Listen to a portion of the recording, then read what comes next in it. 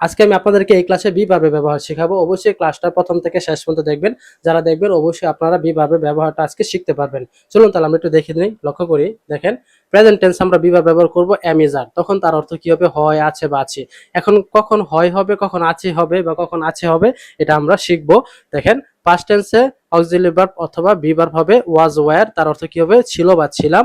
Future টেন্সে be verb হবে shall be will be, তার অর্থ কি হবে? হবে, হব বা থাকবে। এখন কখন হবে বা কখন থাকবে অর্থ হবে, আমরা আজকে এটাই শিখবো। একটু লক্ষ্য করেন। দেখেন, সাবজেক্ট যখন নিজে কিছু হয়, সাবজেক্ট যখন নিজে কিছু হয় তখন বি ভার্বের অর্থ কি হবে? তখন অ্যামিজারের অর্থটা কি হবে? হয়। তার অর্থ কি হবে? হয়। প্রেজেন্ট টেন্স অনুযায়ী আমরা কি ব্যবহার করব? অ্যামিজার ব্যবহার করব বি ভার্ব, তখন তার অর্থ কি হবে? হয় হবে। For example, I M a student, আমি হই একজন ছাত্র। আই এম এ টিচার, আমি হই একজন শিক্ষক। এখানে জাস্ট আপনারা কি করবেন? অবজেক্ট চেঞ্জ করে সেন্টেন্স মেক করতে পারবেন ইজিলি। পরেরটা দেখি, হি ইজ এ ডক্টর, সে হয় একজন ডাক্তার। হি ইজ এ টিচার, সে হয় একজন শিক্ষক। এখানে দেখেন, ইজ ব্যবহার করবেন শুধু থার্ড পারসন সিঙ্গুলার ক্ষেত্রে, বাকি সব ক্ষেত্রে আর ব্যবহার করবেন, আর এম হবে শুধু আয়ের ক্ষেত্রেই। পরেরটা আমরা দেখি, ইউ আর এ বিজনেসম্যান, তুমি হও একজন ব্যবসায়ী। এভাবে আপনারা কি করবেন? বি ভার্ব দিয়ে সেন্টেন্স গুলা মেক করবেন, তাহলে দেখবেন আপনাদের সেন্টেন্সটা মেক হয়ে যাবে ইজিলি। এটা হলো প্রেজেন্ট টেন্সের ক্ষেত্রে আমরা কি ব্যবহার করব? এম ইজ আর ব্যবহার করব। তার অর্থ কি হবে? তখন হয় হবে। কখন হবে? সাবজেক্ট যখন নিজে কোনো কিছু হয়।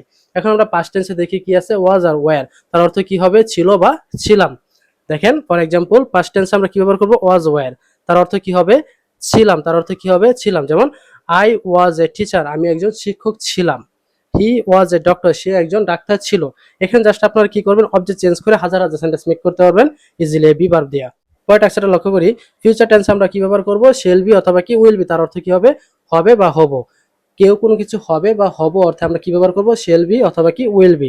For example, you will be a teacher, তুমি একজন শিক্ষক হবে। হি উইল বি গুড, সে ভালো হবে। দে উইল বি অনেস্ট, তারা সৎ হবে। আপনারা এখানে নাউনে ব্যবহার করতে পারবেন, আবার অ্যাডজেক্টিভ ব্যবহার করতে পারবেন। এখানে উইল বি এর পরে আমরা সবসময় কি ব্যবহার করি? উইল বি ব্যবহার করি, কিন্তু শেল বিটা আমাদের ব্যবহার করা হয় না। স্পোকেনের ক্ষেত্রে আমরা উইল বিটাই সবসময় ব্যবহার করব। পরের টাক্সটা লক্ষ্য করি। পাস্ট টেন্সের ক্ষেত্রে আমরা ওয়াজ ব্যবহার করব, তার অর্থ কি হবে? ছিল বা ছিলাম।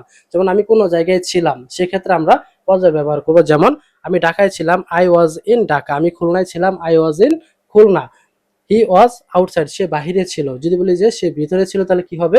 হি ওয়াজ ইনসাইড, সে ভিতরে ছিল। আশা করি আপনারা বুঝতে পারছেন। পরেরটা দেখি, ফিউচার টেন্সে আমরা কি ব্যবহার করব? উইল বি অথবা কি শেল বি, কিন্তু সবসময় আমরা উইল বিটাই ব্যবহার করব বা ইউজ করব। তখন তার অর্থ কি হবে? থাকবে। তখন কি হবে বা হব হবে না, তার অর্থ কি হবে? থাকবে। যেমন, কেউ কোনো জায়গায় থাকবে অর্থে আমরা কি ব্যবহার করব? উইল বি ব্যবহার করব। For example, he will be in Dhaka, সে ঢাকায় থাকবে। দে উইল বি ইনসাইড, তারা ভিতরে থাকবে। We will be at airport,